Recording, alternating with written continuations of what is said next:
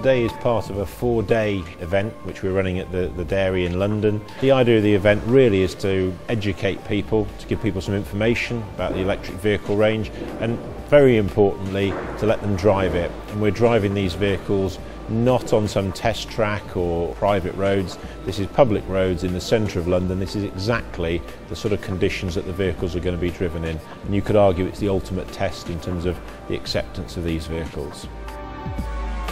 We've got small commercial vehicle, Kangoo van, 650 kilo payload, 3 to 3.5 metre load capacity, proper commercial workhorse.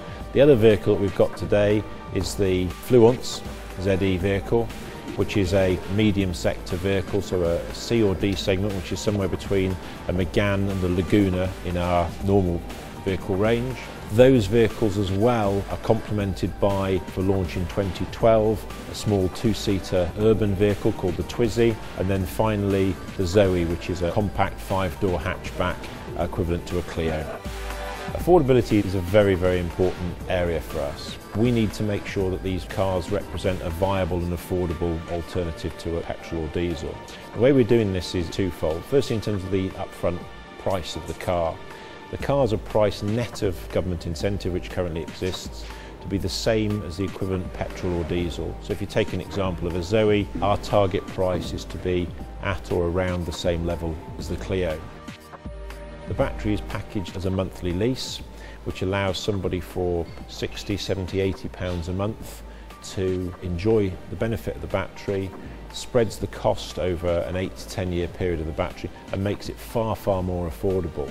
The things that people have a concern about with electric vehicles is how far can I go on a full charge? Simple answer is it's 100 miles. And that's not a figure that I've just plucked out of the air or some marketing hyperbole. It's actually measured through the NEDC combined figure, which is New European Drive Cycle, and that's the same way that we measure consumption figures for petrol or diesel engines, so it's entirely comparable. Measured on that basis, these batteries will deliver enough charge for 100 miles. And we've got tricks to improve that range. There's things like regenerative braking on the vehicles, which allow us to optimise the range.